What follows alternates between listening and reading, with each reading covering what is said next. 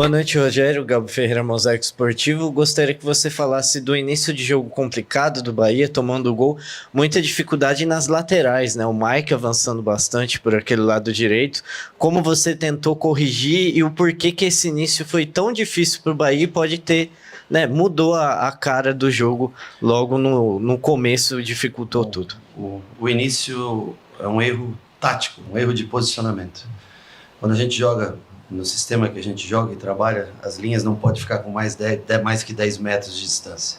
Gianluca salta, Nico salta, os dois muito altos. A bola entra para Luciano, Luciano tem tempo de dominar entre as duas linhas, acionar a bola do lado, receber por dentro e fazer o gol. Então, assim, nós temos um padrão de marcação, temos um padrão de distância.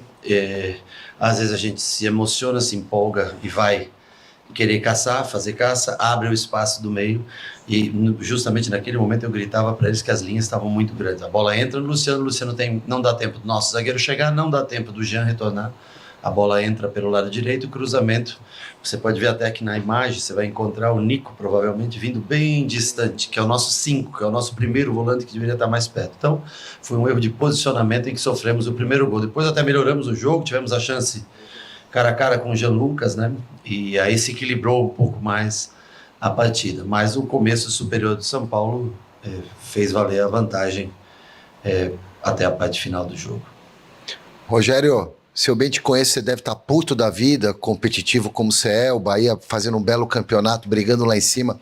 Mas seu retorno ao Morumbi é sempre motivo de pergunta, por exemplo, do repórter aqui. Como você se sente nesse 13º encontro com o São Paulo? Primeiro derrotado, porque é sair daqui com 2-0. Nós viemos aqui para tentar reverter um quadro que é consecutivo. O time joga sempre muito bem na Fonte Nova. Quando sai, cai um pouco de produção.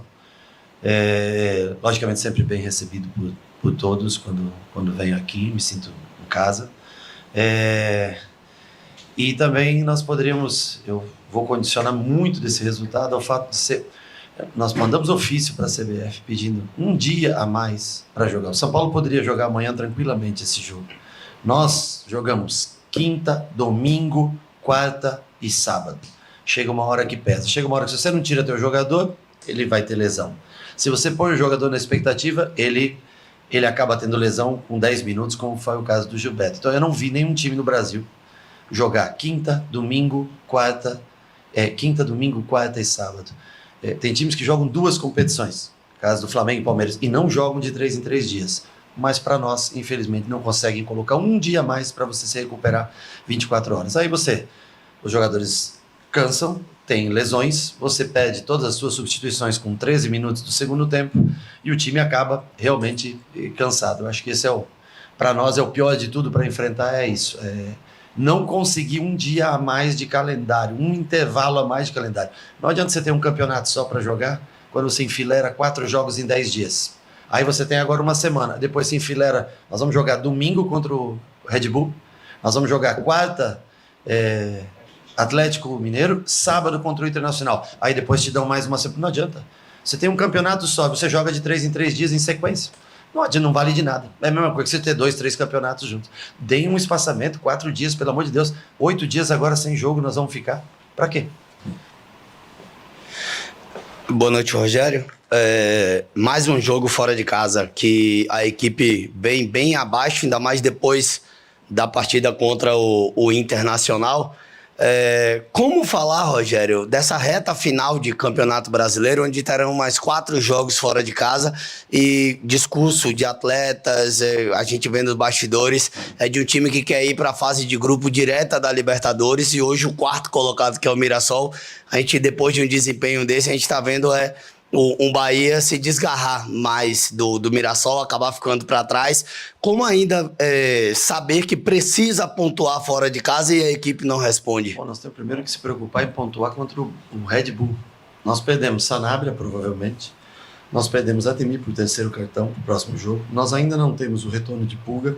Então nós vamos ter que encontrar soluções primeiro para o jogo contra o Red Bull em casa. E aí nós vamos voltar novamente a pensar, porque aí são 2 jogos fora de casa em sequência. Agora, um começo de jogo ruim, que erramos muito na parte de marcação, erramos muito, sofremos o gol e depois mais um gol de bola alçada na área ali que nós acabamos sofrendo gol, uma cavadinha por cima, o Luciano ajeita para trás. Então erramos um pouco mais do que o normal na marcação, que é uma das coisas que nós melhor fazemos, as linhas, os espaços, reduzir espaço entre linhas. Hoje nós não fomos felizes nisso. E hoje nós tentamos o quê? Trocar alguns jogadores para ter energia. Quando nós íamos jogar com o Mirassol depois de 4 jogos nessa mesma sequência de 3 em 3 dias, nós sofremos muito na parte física. Hoje nós tentamos colocar alguns jogadores que nós já sabíamos que tinham. O Juba, por exemplo, só podia jogar 45 minutos, porque voltava de lesão. Então nós tínhamos que tentar dar um vigor físico maior ao time. Infelizmente, sofremos o gol com acho que 4, 5 minutos de jogo, muito cedo, o que atrapalhou bastante. E tivemos a grande oportunidade para o empate e aí não conseguimos transformar em gol. Rogério, boa noite. 72 jogos na temporada, né? Número bem elevado e que afeta muitos clubes, inclusive do Nordeste, né? Especialmente por conta de um calendário muito difícil. Chegando a 80 ao final da temporada, pela minha conta, se não estiver errado. Como pensar que isso vai ser melhorado? Fugir um pouco do que foi o jogo que você já falou bastante, pensando já no planejamento 2026 de um time que quer estar na Libertadores, que quer participar de competições importantes, continuar nesse alto nível. Como fazer essa gerência? A gente viu jogadores entrando, lesionando. Como fazer essa gerência pensando no novo calendário? Eu acho que é simples, é só... Você pode até ter os 80 jogos, é bastante, mas desde que você tenha uma distribuição melhor, que você consiga dar 24 horas a mais para o jogador se recuperar. Senão é impossível você manter 4 jogos consecutivos numa pegada alta. Nós tivemos um clássico que foi disputado num campo pesado, difícil. Depois nós jogamos contra o Grêmio, numa pressão desgraçada para vencer em casa. Pegamos o Inter abaixo de uma chuva, que o campo estava pesadíssimo. Aí você vem, 60 e poucas horas depois, vem jogar aqui. Você tem que exigir do jogador que ele jogue, se doe, mas aí chega uma hora que você olha o final do jogo do nosso time. Não conseguimos subir para marcar porque não tinha perna mais para subir para marcar. Agora, 8 dias de espaço. Eu não preciso de 8 dias. Eu preciso de 5 que você me dê. Mas me dê um intervalo maior entre um jogo e outro. Ah, não, mas é só um campeonato. Se for só um campeonato para jogar de 3 em 3 dias, aí não adianta. Para mim, não serve. Então, assim, nós temos que ter uma tabela mais decente. Não adianta olhar, só olho para a grade de TV, só para isso. Põe o jogo para segunda-feira, dá 2 dias a mais para você recuperar, já vem de 3 jogos consecutivos, mas nisso ninguém pensa, só pensa no calendário da TV. O que tá certo é quem paga também faz o que quer, mas nós poderíamos, a própria CBF, que ano que vem com calendário, que eu não sei, também vai meter campeonato estadual no meio de campeonato brasileiro, ou é para acabar com o estadual, ou é para solucionar um problema de um ano só, que é de Copa do Mundo. Né? Provavelmente depois mudem e voltem de uma forma diferente. Como é que você vai jogar campeonato brasileiro com campeonato estadual no meio? Eu não acho que faz muito sentido. Rogério aqui, boa noite. Rafael Jacobucci da Rádio Craque Neto. Até em cima disso, né? No teu ponto de vista, pela sua experiência vivida no futebol, por que a CBF não ouve os profissionais para mudança no calendário? Porque a dona do espetáculo não é a CBF, é a TV. E aí a grade de programação tem que encher. Depois que se encheu a grade de programação, a qualidade é o que menos interessa. Rogério, boa noite. Voltando para o assunto que um dos colegas trouxe aqui sobre a relação da sua vinda de volta para São Paulo, na saída do hotel, diversos torcedores do São Paulo, inclusive com a camisa do Bahia, estavam lá e você fez questão de tirar foto, conversar com todos os torcedores lá. Queria saber como é que é essa volta para São Paulo para você, qual é esse mix de sentimentos de reencontrar e o carinho do torcedor ali com você? Bom, eu acho que é a história que quando é construída e de maneira correta como foi construída essa história, pelo tempo, pelo longo, leva as pessoas a terem um carinho especial por você. Eu venho aqui, apesar do São Paulo, eu venho aqui para ganhar, não venho aqui para sair daqui chateado, ou eu venho aqui para ganhar o jogo pelo clube que eu trabalho.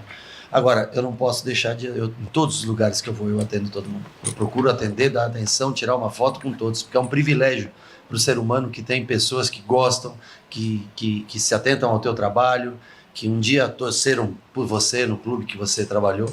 Então, acho que esse é um respeito que todo atleta, todo aquele privilegiado que pôde... Vocês trabalham com futebol, na parte de fora do campo, a gente teve uma carreira dentro do campo. E se as pessoas gostam de você, eu acho que é um privilégio, a gente tem que parar sempre para atender, tirar fotos. É o mínimo que você pode dar de retorno àquelas pessoas que gostam de você.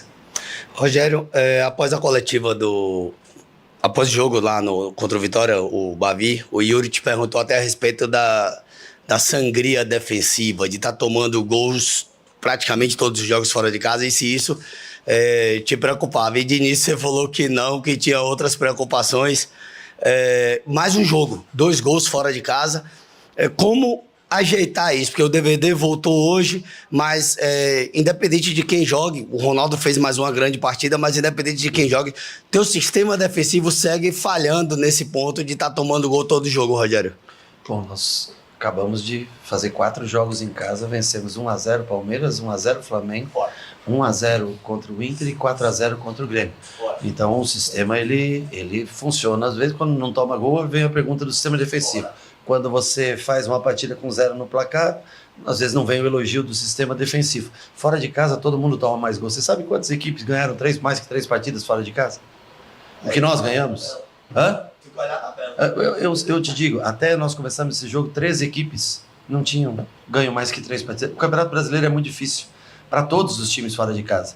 Se nós ganhássemos hoje aqui do São Paulo, nós teríamos a 6ª melhor campanha fora de casa, você acredita? Então é um campeonato muito parelho, onde neste ano exclusivamente as equipes, os mandantes, levam no mínimo 80% dos resultados entre empate e vitórias. É difícil para todo mundo jogar fora de casa. O São Paulo vinha de 8 dias de intervalo de um jogo para outro, 7 ou 8 dias, eu não lembro. Nós vínhamos de 60 e poucas horas. Você acha, as pessoas, não, é uma desculpa, não, é uma realidade.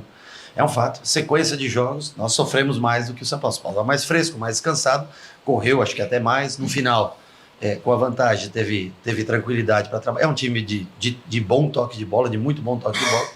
E nós sofremos hoje por um erro. Primeiro, um erro nosso de marcação. Se você olhar, vocês que gostam de acompanhar, o pessoal que analisa, você vai ver a distância muito grande de Nico e Jean para a entrada da bola no Luciano.